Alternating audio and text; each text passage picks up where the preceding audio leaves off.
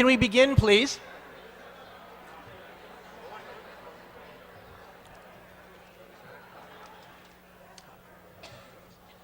Ladies and gentlemen,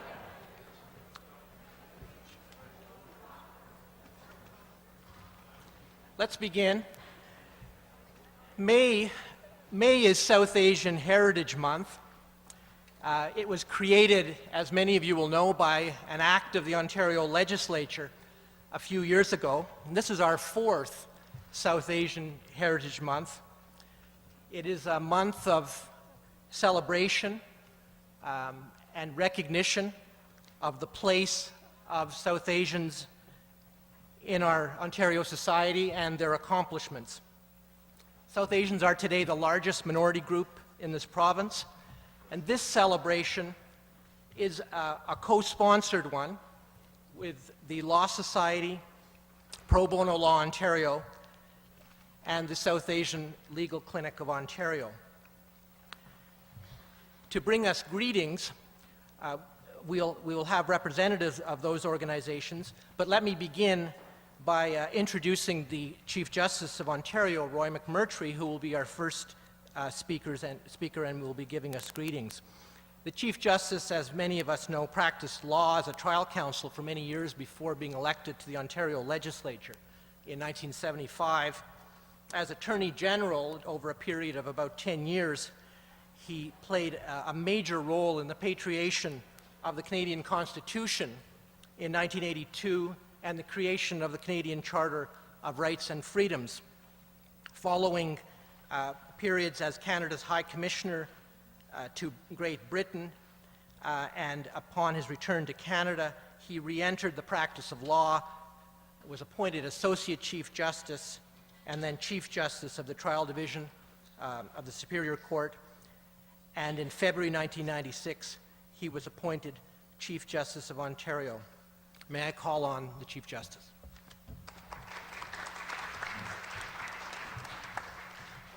Thank you very much, Raj, for your kind introduction.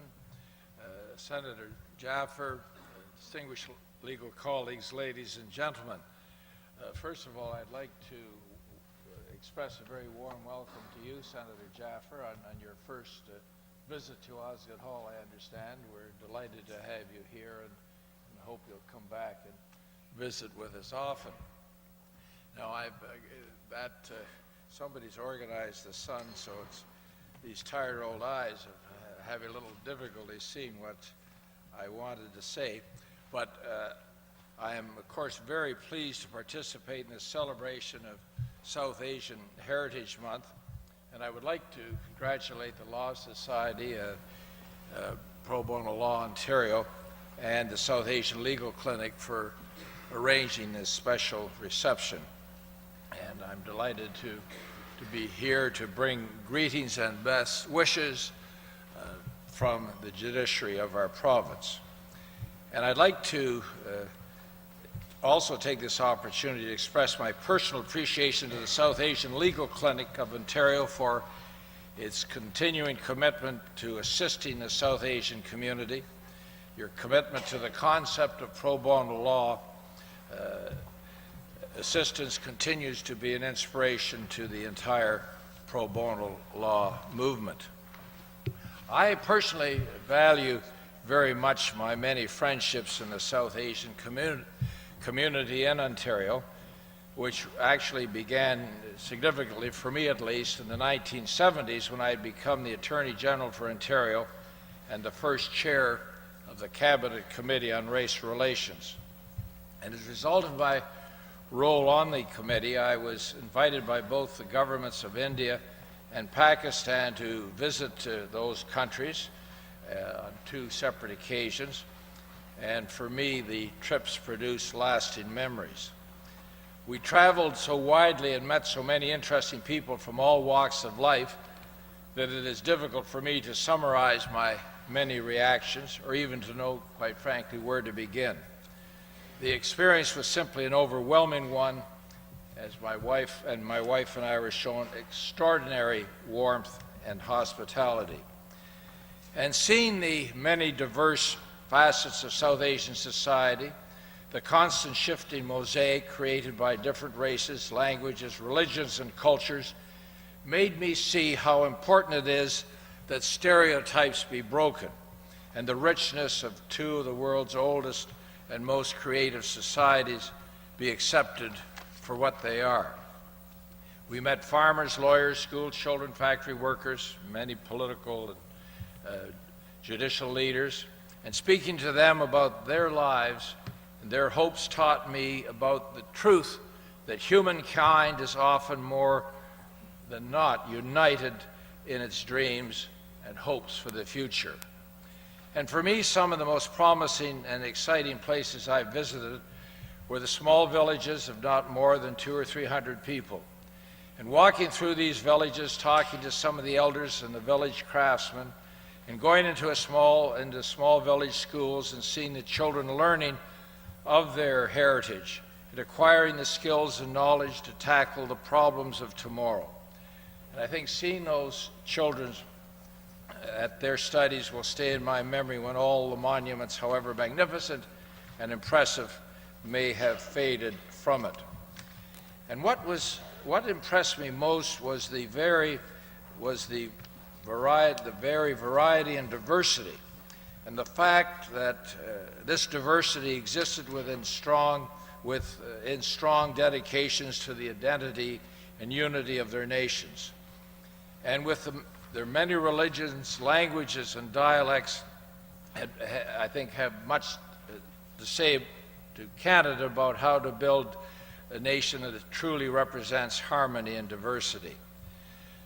Now, certainly since those days, the South Asian community has probably grown more than tenfold in the intervening years and has for a long time been part of the mainstream of Canada. It has been a wonderful success story in every walk of life. Indeed, our fellow South Asian citizens, our fellow Canadians of South Asian origin provide important leadership in every sector of Canadian society as a vibrant and progressive community.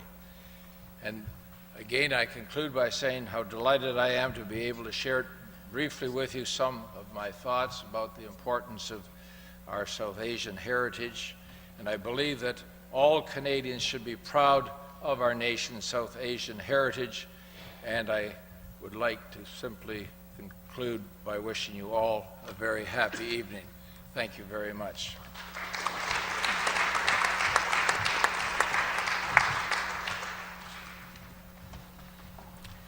Thank you very much, Chief Justice. I'm proud now to introduce Paul Copeland, who will be bringing us greetings on behalf of the Law Society.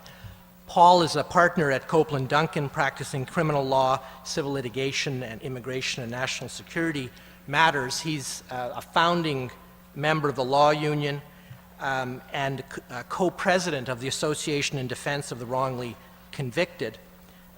When not practicing law or advocating for social justice, he is an aficionado of motorcycling. Paul. Thank you, Raj. I don't very often get to speak on behalf of the Treasurer of the Law Society, and when I do, he always restricts me in what I can talk about. So I'm going to read from some printed notes here today, and I won't talk about funding of the South Asian Legal Clinic. I won't talk about problems with funding of legal aid, and I won't talk about security certificates, except perhaps I'll touch on those a little later. Senator Jaffer, Chief Justice, has gone, honored guests, friends, and colleagues. On behalf of the Law Society of Upper Canada, I'm honored to welcome you to our celebrations of South Asian Heritage Month. On December the 14th, 2001, the Government of Ontario proclaimed the month of May as South Asian Heritage Month. Many cultural, heritage, and educational events are being held across Ontario to showcase the achievements and contributions of the South Asian community. May the 5th is also recognized as the South Asian Arrival Day, with the earliest recorded arrival of South Asians to Canada occurring on May the 5th, 1838. South Asians have been in Canada for the past 150 years, In Ontario, South Asians now make up over 7% of the population and is the fastest growing community. Throughout its history in Canada, the South Asian community has continued to contribute greatly in every facet of society, be it in politics, law, medicine, public service, commerce, literature, education, sports, culture, or the arts. Tonight, we are recognizing and celebrating the outstanding achievements and contributions of South Asian Canadians in the legal community and in the advancement of social justice. We are greatly honored to have with us tonight Senator Jaffer, one of the outstanding Canadians from the South Asian community. We will hear from Senator Jaffer in a moment. The Law Society of Upper Canada is proud to assist in the promotion of the contribution and achievements of the community. We want to showcase your leadership, talent, great integrity, and passion in advancing the cause of justice to build a great profession that is truly representative of the public it serves. We are continuing to build our outreach activities to many diverse communities in Ontario. We are strongly committed to promoting diversity in the legal profession and celebrations such as the South Asian Heritage Month assist us in raising awareness of the opportunities that are available in law for those from diverse backgrounds. Indeed, we are seeing an increasing number of people from the South Asian community entering the legal profession, as well as excelling in every level. However, there's more work to be done. While tonight's focus is on celebrating the achievements of South Asian Canadians, we must also recognize the challenges facing members of the community in terms of fundamental human rights, accessing justice, and areas such as work and occupations. There are still barriers to equality for many South Asian Canadians due to continued racism, discrimination, post-September environment, I told you I'd get on security certificates, and the lack of recognition of skills and talents of internationally trained professionals. There is a clear need to address these issues in law and in government decision-making. The South Asian community has established a positive reputation as a strong community and a key player in our political system. As witnessed recently at the Sikh New Year's celebrations in Toronto, where our current Prime Minister and perhaps our Prime Minister in waiting attended to court support from the community. Now you'll notice this is written by the Law Society. I'm actually a member of the NDP, and Jack Layton was also there. I would be remiss if I did not recognize and thank the work and commitment to the community of one organization, the South Asian Legal Clinic of Ontario. Your ongoing efforts and advocacy for helping to increase access to justice for South Asian Canadians is to be commended. The Law Society is pleased to join you and Pro Bono Law Ontario, and Lynn Burns from Pro Bono Law is standing here. We're pleased to join you and Pro Bono Law in hosting tonight's event. We offer our most sincere congratulations to the clinic on another stellar year of service to the community.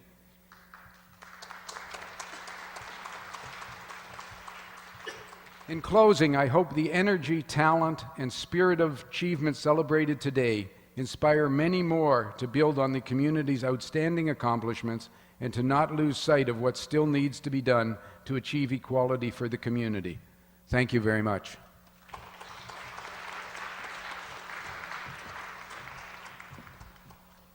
Thank you very much, Paul. I'm pleased next to introduce Paul Schabas. Paul is the chair of Pro Bono Law Ontario and a leading litigation lawyer in this city. He's a partner at Blake, Castles & Graydon and is joining us today to bring greetings on behalf of Pro Bono Law Ontario. Paul. Thank you, Raj. As you can see, I'm the last of the preamble speakers, and I promise to be the briefest. As chair of PBLO, as we call it, on behalf of the staff and the directors, I'd like to welcome you tonight.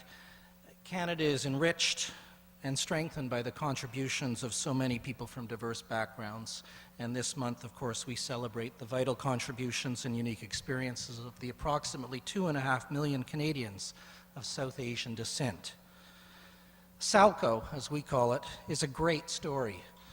Salco was started by a bunch of incredibly dedicated young people, mainly law students, who were concerned about the unmet legal needs in their community. From their first meetings in a basement apartment, Salco is now a clinic that has served thousands of people since its inception in 2002.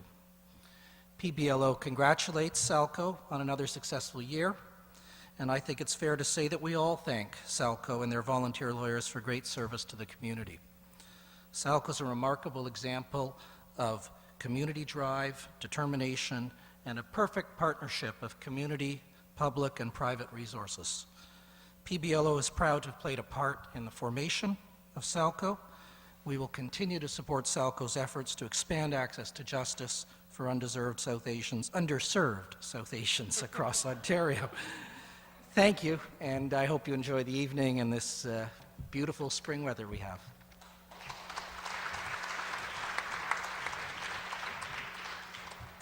Thanks very much, Paul. Well, I think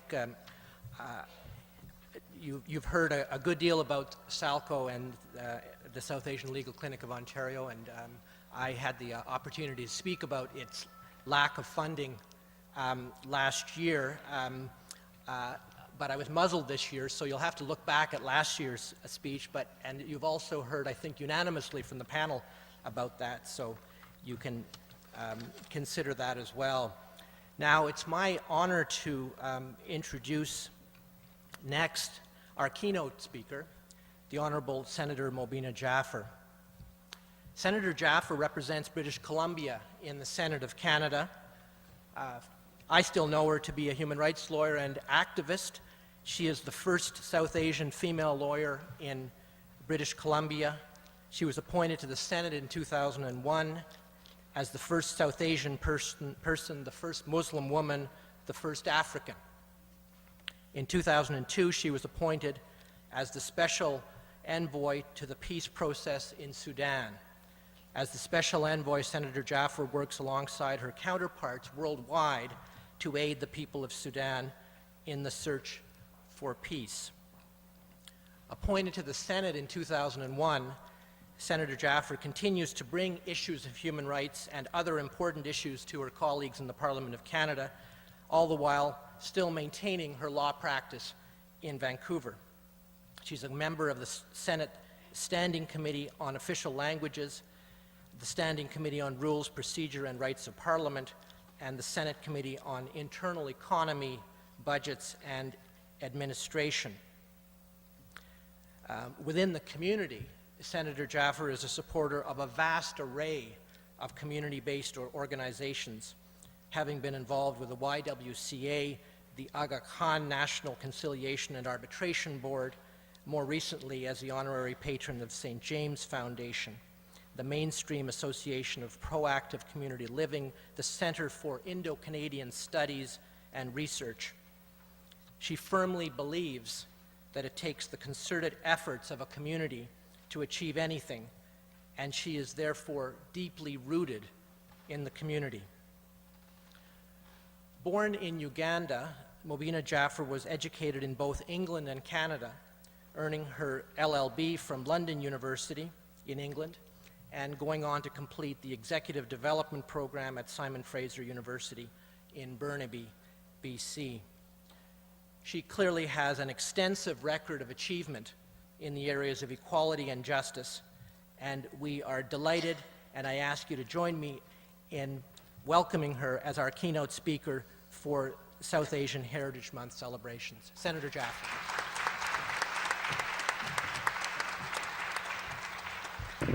Thank you very much for that very kind introduction. Paul Copeland, Paul Schabas. I have to tell you, I am really overwhelmed to be at Osgoode Hall. To hear South Asian music at Osgoode Hall didn't seem possible 30 years ago.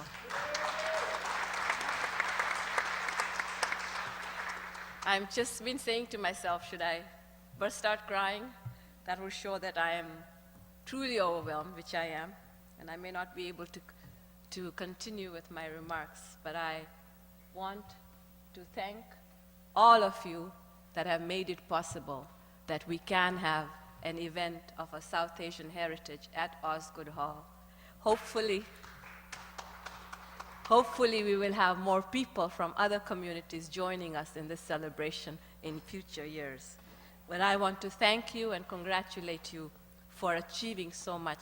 Something I never achieved in my lifetime was what you have achieved, is to have brought us here to Osgoode Hall. So let's give us all a big hand for what you've done.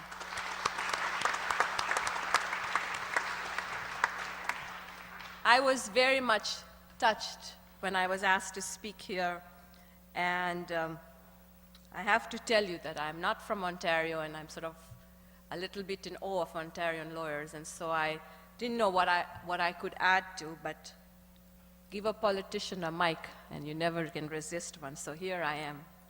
And I'm especially happy to be here because I would like to share with you my points of view on Canada as a country with many strong values and ideals. We prize things like mutual understanding, teamwork, the rule of law, and equality for everyone.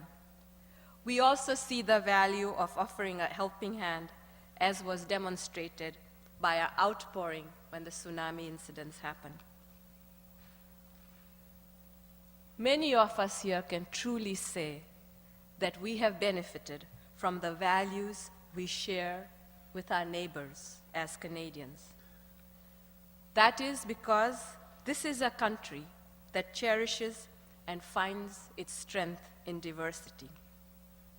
When all of us are given an equal chance to contribute to this strength, we become greater than the sum of our parts.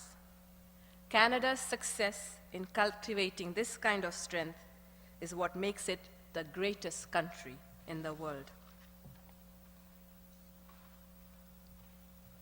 But it hasn't always been that easy. There have been many rough spots.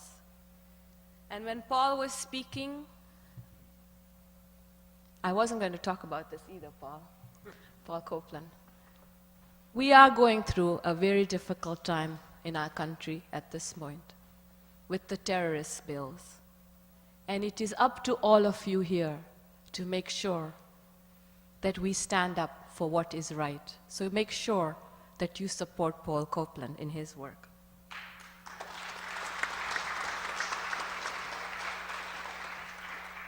When I ask questions of Sakardelli and others about racial profiling, I am told by my colleagues, that's just a few incidents. And then I say the day I became a senator, I was leaving the airport and my husband was called a terrorist. Was that just an incident? Or when my son arrives at the airport from Africa and he is checked more than others, is that just an incident? Or when only Muslims are pointed out by CSIS to be on the list of terrorists, is that only an incident? That is what you all have to fight for. I am too old for that now. We remember the head tax on Asians, the mistreatment and even murder of Chinese workers in the construction of Trans-Canada Railway. In 1908, a royal commission came to the conclusion that Asian people were unfit for full Canadian citizenship. And in 1928, the ruling of our Supreme Court that said women were not persons under the Constitution. So let us not forget that Canada has also had a checkered record. We have also had obstacles, and we still are facing a lot of obstacles, and we have a lot of work to do. But I also believe in the goodness of Canadians. I could not stand before you tonight as an Asian lawyer or as a woman senator. I've been asked, and I've been to tell a bit of a story about my life, and I find that a little hard because it's like, you know, when you stand where I am and you must think I've arrived, so I'm bragging a bit, but trust me, I have not arrived. I have a lot of challenges, and I hope you will be there with me when I am facing challenges. Every day, we have different challenges. So I want to share with you my challenges. In 1972, Idi Amin decided that it was time for Asians to leave Uganda. We faced many challenges. For my family, it was very hard. I see some Ugandans here, and they will tell you. My father was a member of parliament for 20 years, and I never knew that I was different from other Ugandans in my household. So it was very tough when we had to leave. Why did we have to leave? Why did we have to give our homeland? Because we were Asians. But we were very fortunate that Prime Minister Trudeau rescued us, the stateless, and we ended up in, I believe, the most beautiful and the best country in the world.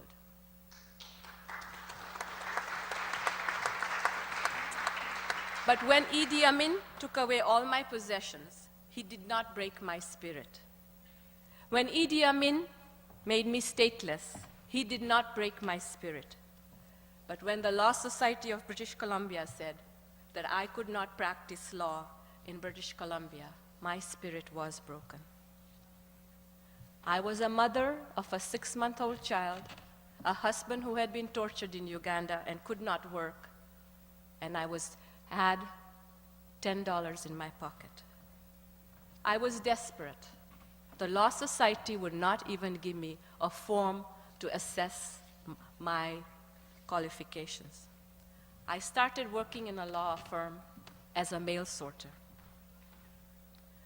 The senior partner walked up to me and said, "They tell me you have a law degree from London. Why are you sorting out mail?" All I could say to him, I couldn't get forms from the Law Society. This man, I didn't know at that time, was a former Supreme Court justice, a prominent jurist. And all he did is walk up to the Law Society, get the forms, and the rest is history. I became a lawyer. But it was very interesting. At that time, to be a lawyer, you had to be a Canadian citizen. So every once in a while, the Law Society would call because they didn't realize to earn extra money. I also did some secretarial work for Mr. Dome. They would ask me, "Is Mr. Dome sure he wants to have this South Asian woman article for him?" I never told him this until a number of years ago because I didn't want him to change his mind and not give me articles. But what it taught me is that a Canadian who had nothing to gain stood up by me, beside me. He taught me a great lesson about responsibility and Canadian values. Mr. Dome fought on my behalf and worked with me to see that my training was recognized and I would be allowed to practice in Canada. We could have not been more different. He was a devout Catholic, me a devout Muslim. He was white and I was of a dark skin. He was a Canadian and I was a refugee from Africa. He had nothing to gain from working on my behalf. But my colleagues, he didn't do it because he had to. He did it, he told me, because it was the right thing to do.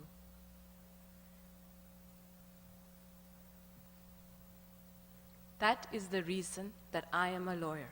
But it doesn't end there. When I went into the courtrooms, the judges would say to me, "In this country, the accused does not speak. Sit down." And I happened to, at that time, appear with a very notorious criminal, and I was quite shocked that I would be the accused. At other times, they would say, speak as an interpreter when we ask you to, don't speak now. Every time I wanted to give up, but Mr. Dome would walk into the courtroom, and because he's such a respected jurist, I would continue. He would make me go back into those courtrooms. The truth is that all of you have different paths, and I respect all of you for being up to the challenges that will face you as you find your own path. The one thing that I will say, though, is that you, like me, will always have to support this country's cherished values to help us along.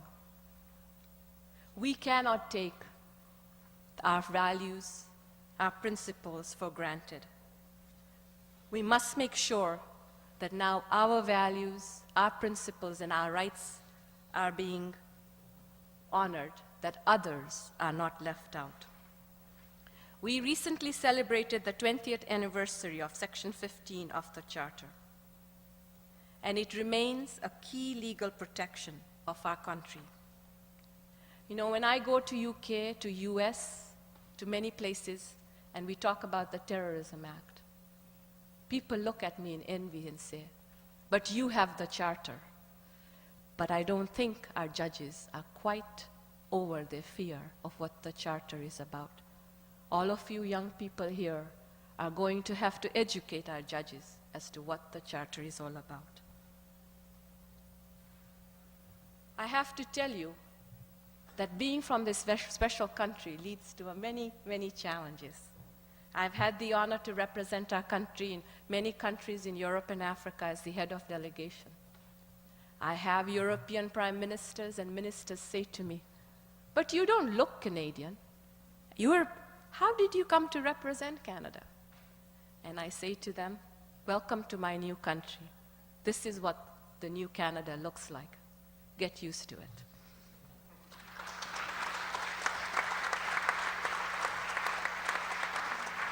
As a South Asian, we know about the value of equality. And as members of the legal community, we know that when the law is not applied equally, it becomes nothing but a farce. Therefore, today I stand in front of you very sad. I am sad because I see us South Asians who have benefited from the Charter are now deciding that others should not be treated equally. Therefore, I urge you that when the same-sex legislation is being talked about, please do not remain silent. There were Canadians who worked for us so we would be equal. Let us never forget that. Today, it is up to us to make sure that Canadians that are left out are also treated equally.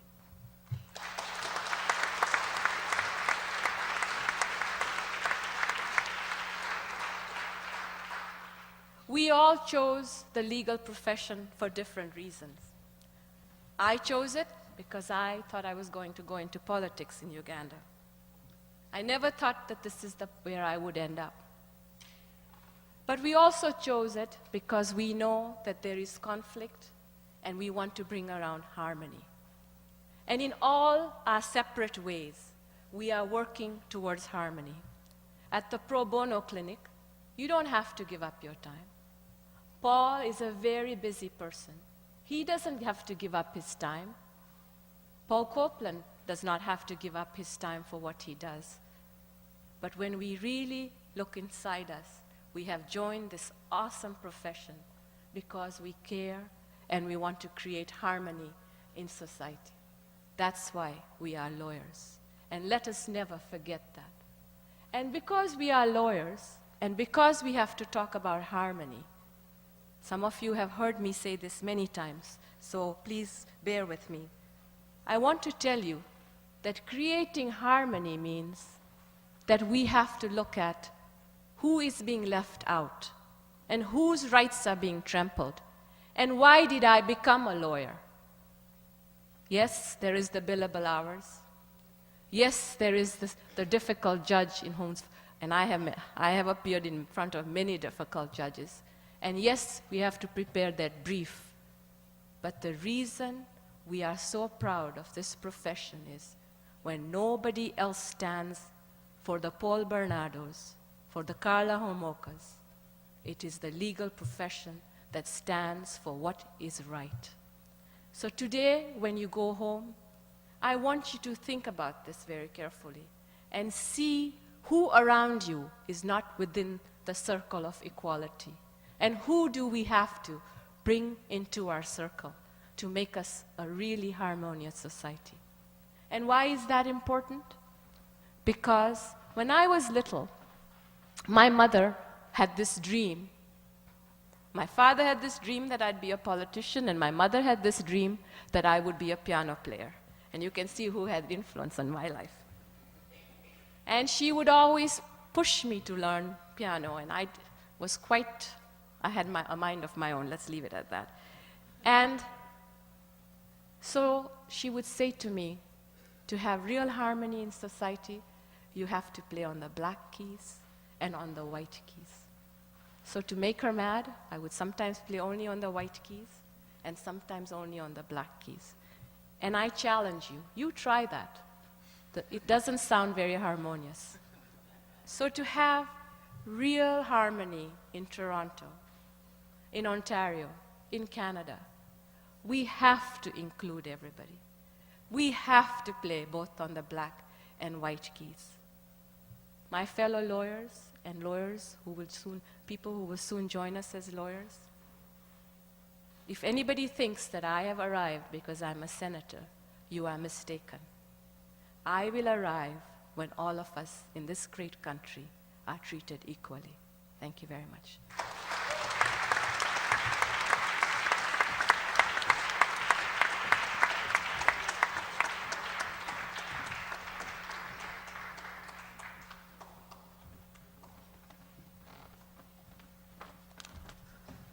Senator Jaffer, on behalf of the South Asian Legal Clinic's Board of Directors and the organizers of this event, we'd just like to offer you a small token of our appreciation. Thank you very much for your attendance.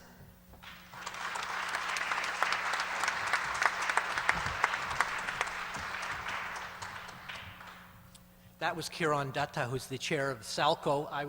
He will be speaking in a moment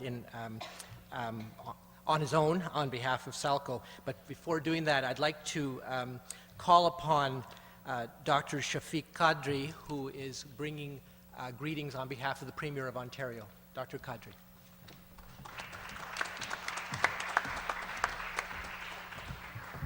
The Honourable Senator Mobina Jaffer, ladies and gentlemen, podium guests, my name is Shafiq Qaadri, and I was kindly and eloquently introduced. I'm the Member of Provincial Parliament for the riding of Etobicoke North. I come to you, first of all, in a number of different capacities. Senator Jaffer was very eloquent and touching, but she also mentioned how she felt slightly out of place being from British Columbia at the Law Society of Upper Canada.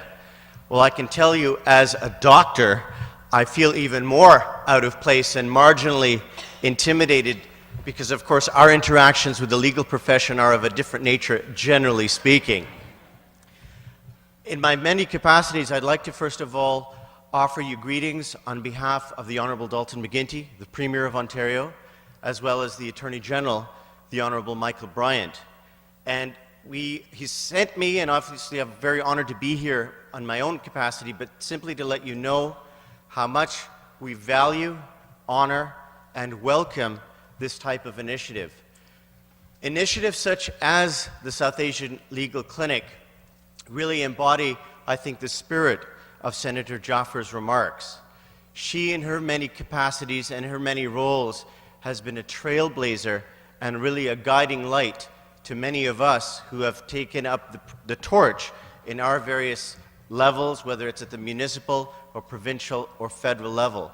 I would also like to say publicly that even though she hails from British Columbia and is often ensconced in the very elegant, regal red chamber of the Senate, she nevertheless makes an extraordinary effort to go all across Ontario and all across Canada. I remember, for example, we were sent recently on behalf of the Premier to open up a religious institution outside of Cambridge, Ontario. And we thought we would be at the podium only with local councillors and possibly with some of the local elected members of provincial parliament. But lo and behold, as the keynote speaker of today was Senator Mobina Jaffer, I must say we were all startled and surprised and honored and felt privileged that she had come back from probably one of those European delegations outside of Cambridge, Ontario, for the opening of that very institution. So I would like to salute you, Senator Jaffer, for your extraordinary efforts and trailblazing. There was a young fellow who came to the legislature recently, and we were discussing some of the multicultural diversity outreach initiatives. And the fellow was about 9 years old, and the name of Vinod. And he was being asked by some of the organizers, Vinod, would you prefer to be called an Indian or a South Asian or a person of Hindu extraction? And the list kind of went on because the individuals were trying to figure out exactly how they should address him. His reply, perhaps offered in extreme innocence, nevertheless had a deep resonance for us all. He simply looked back at the individual asking, who just provided him with this long list of menu options, and said, actually, I'd simply like to be called Vinod. And I think that that also echoes very deeply the spirit of the remarks by Senator Jaffer, and more than the spirit, also the life that she has led.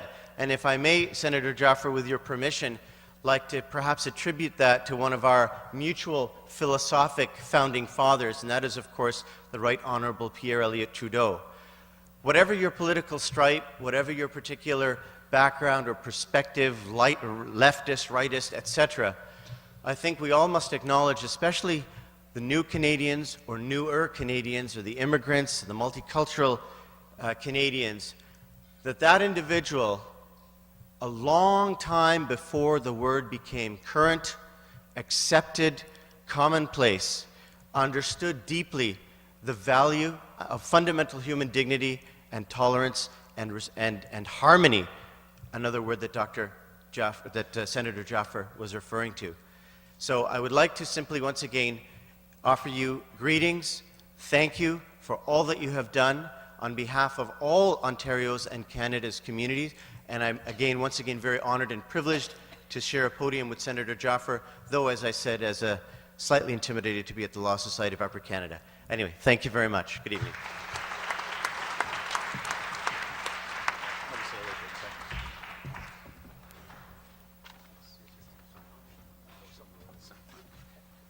Thank you very much, Dr. Qaadri. Kiran Datta. Thank you, Raj. I'd like to start off by thanking the podium guests, especially Senator Jaffer, for being here. We appreciate your attendance and your support of all of our endeavors.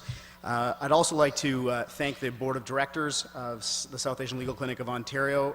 If you could just take a step forward just so people can know who you are, because I have a list of questions for them to ask you afterwards. Board members, if you could just come forward. As well, the staff of the South Asian Legal Clinic of Ontario, Anita, Kiran, Marine. Many of you already know these people. I'm singling them out for a very specific reason, and it'll become apparent momentarily. I'd also like to recognize the organizers of this event, the Pro Bono Law Ontario, the Law Society of Upper Canada, and as well, us, I guess. So I'd just like to touch base on a couple of different things, and Rudy has already told me, make it fast.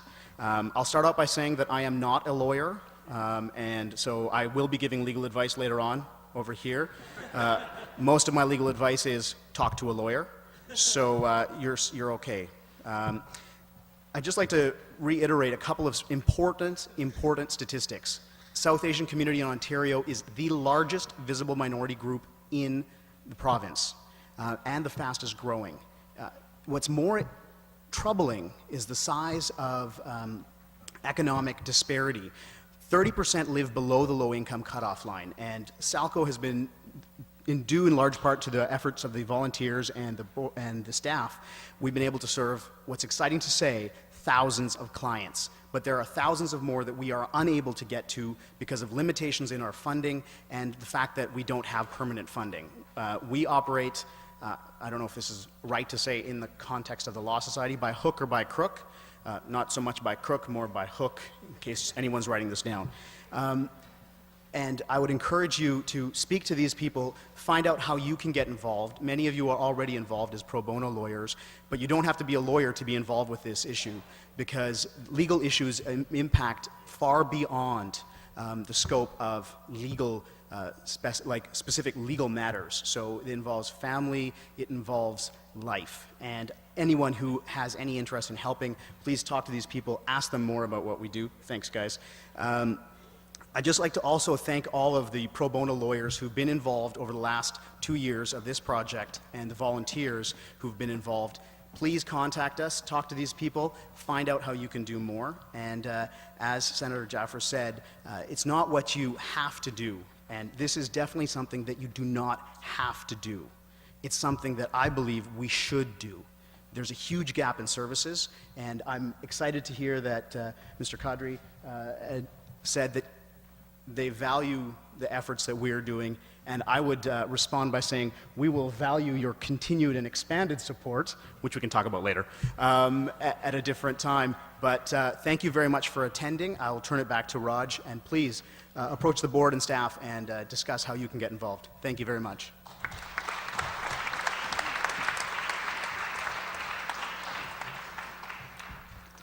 Thank you very much, Kiran.